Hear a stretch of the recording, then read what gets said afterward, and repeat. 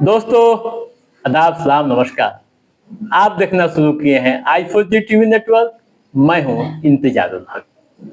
आज के इस खास वीडियो शो में हम बात करेंगे भारतीय अर्थव्यवस्था में सोने की अहमियत के बारे में। यानी भारत की अर्थव्यवस्था को बनाए रखने के लिए सोना कितना महत्वपूर्ण है, टू द पॉइंट हम बताने की कोशिश करेंगे। दोस्तों, जैसा कि आप जान रहे हैं कि प्रधानमंत्री मोदी की अपील के बाद पूरे देश में कई तरह की बहसें हो रही है। राजनीतिक गलियारों से लेकर आम व खास के बीच अलग अलग अर्थ लगाए जा रहे हैं। राहुल गांधी ने प्रधानमंत्री मोदी पर निशाना साधते हुए कहा है कि वह हर बार जिम्मेदारी जनता पर डाल देते हैं ताकि खुद जवाबदेही से बच निकलें। हालांकि दोस्तों, यह पहली बार भारत में नहीं हुआ है जब देश के किसी नेता ने लोगों से सोना नहीं खरीदने की अपील की है। इंदिरा गांधी से लेकर पी चिदंबरम तक इस तरह की अपील देशवासियों से कर चुके हैं। दोस्तों, 1962 में इंदिरा गांधी ने दान की थी अपनी ज्वेलरी। साल 1962 के भारत चीन युद्ध के दौरान तत्कालीन प्रधानमंत्री पंडित जवाहरलाल नेहरू ने नागरिकों से राष्ट्रीय सुरक्षा कोष में सोना व पैसा दान करने की अपील की थी। यह फंड उसी वर्ष सशस्त्र बलों के जवानों व उनके परिवारों के कल्याण तथा रक्षा प्रयासों के लिए स्थापित किया गया था। उस समय सरकार ने दान के 3 कारण बताए थे। इनमें नागरिकों व उनके बच्चों के भविष्य की रक्षा करना, दूसरा भारत की क्षेत्रीय अखंडता को बनाए रखना और तीसरा शांति की रक्षा करना शामिल था। उस समय इंदिरा गांधी ने 367 ग्राम सोने की ज्वेलरी दान की थी। ठीक है दोस्तों,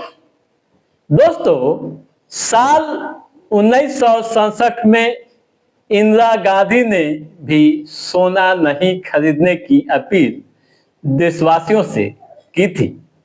6 जनवरी 1967 को तत्कालीन प्रधानमंत्री इंदिरा गांधी ने भी इस तरह की अपील की थी और सोना नहीं खरीदने का आह्वान देशवासियों से किया था।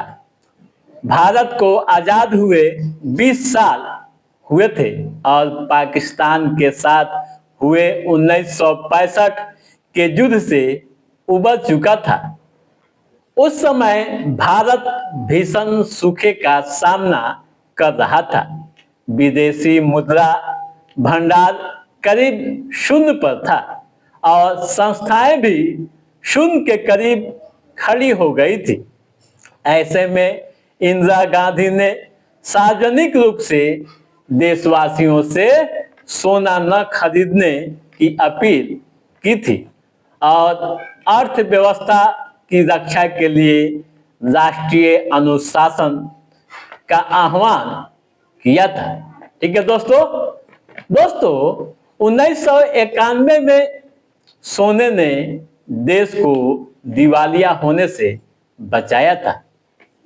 आपको बता दूं कि देश के नेताओं ने सिर्फ सोना न खरीदने की ही अपील नहीं की, बल्कि केंद्रीय बैंक के पास मौजूद सोने ने देश को दिवालिया होने से बचाया है। यह बात 1991 की है। उस समय भारत का विदेशी मुद्रा भंडार लगभग खत्म हो गया था।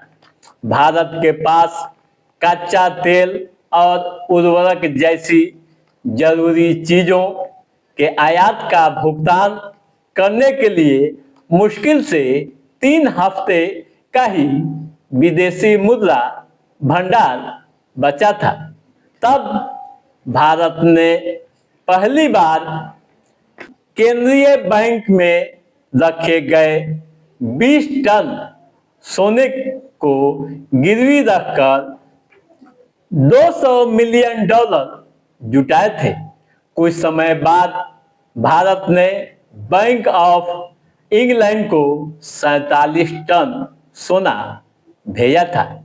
इस धनराशि से भारत को तत्काल बाहरी भुगतान दायित्वों को पूरा करने और दिवालियापन से बचने में मदद मिली थी। ठीक है दोस्तों, 2013 में पी चिदम्बरम ने भी सोना न खरीदने की देशवासियों से की थी अपील। साल 2013 में यूपीए सरकार के तत्कालीन वित्त मंत्री पी चिदम्बरम ने भी लोगों से सोना नहीं खरीदने की अपील की थी। उन्होंने एक प्रेस कॉन्फ्रेंस को संबोधित करते हुए कहा था, अगर मेरी कोई एक इच्छा है जिसे भारत की जनता पूरी कर सकती है तो वह यह है कि वे सोना न खरीदें। उस समय देश का चालू घाटा रिकॉर्ड 6.7% तक पहुंच गया था। इसके पीछे सोने की भारी आयात को एक प्रमुख कारण माना गया था। उस समय सरकार ने बेतहाशा आयात शुल्क को कंट्रोल करने के लिए आयात शुल्क बढ़ाकर 8% कर दिया था। ठीक है दोस्तों, तो आप समझ गए होंगे तमाम तरह की बातें कि सोना की कितनी अहमियत भारतीय अर्थव्यवस्था को बनाए रखने के लिए है। इस बीच अब प्रधानमंत्री नरेंद्र मोदी ने भी देशवासियों से सोना नहीं खरीदने की अपील की है, जिसको ले कई तरह की बातें हो रही है। तो दोस्तों, आज के इस एपिसोड में बस इतना ही। कैसा रहा हमारा ये एपिसोड, आप लाइक और कमेंट करके हमें जरूर बताइएगा।